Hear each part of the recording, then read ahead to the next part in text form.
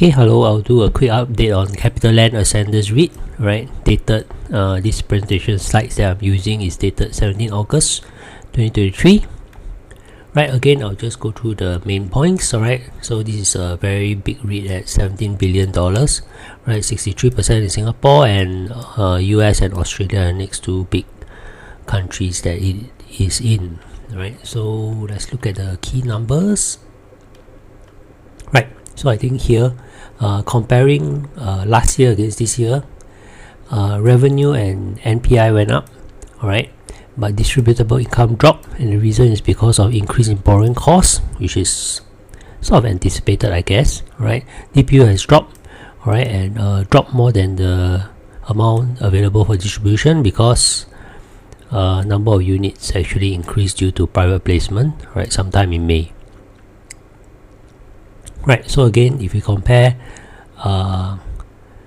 first half 2023 to second half 2022, alright, this was first half 2023 versus first half 2022, alright, so usually this is year-on-year performance, alright, and this is versus last half performance, right? So somewhat similar in the numbers lah, not much difference to talk about.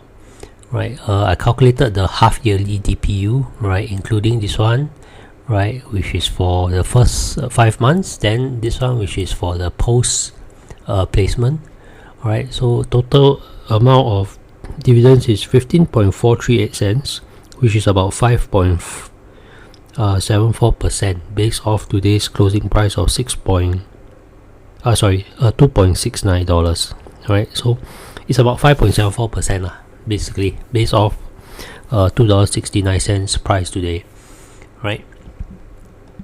Basically dividend has dropped from last year to this year, right.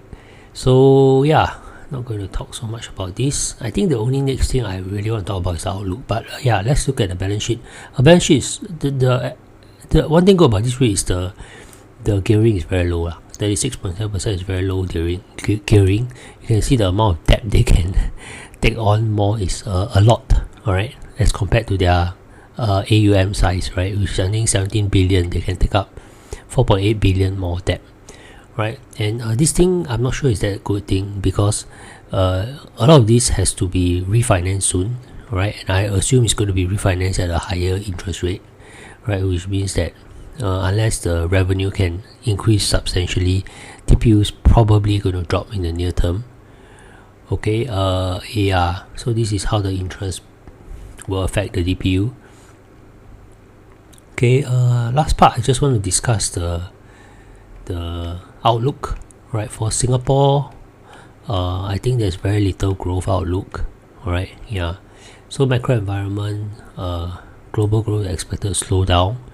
Okay, advanced economy, slow down in growth to an estimated 1.5%. Okay, a lot of tightening is happening to try and bring down inflation, which is going to contribute to this slower growth. Okay, for Singapore, yeah, I don't think there's too much to say, but this is a little bit scary that inflation is still so high in Singapore, right? It's about 5% or 4%, depending on you want to look at CPI all items or MAS core inflation, right? And this really is bad for people who save, right? You're sort of forced to be investing, otherwise you lose 5% of your buying power.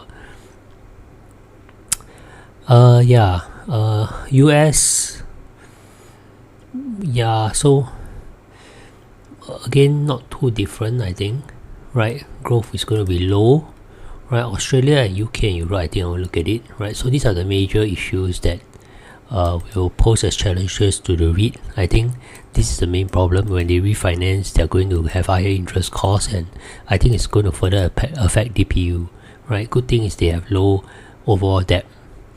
Yeah, I guess that's all I have for Ascendas REIT.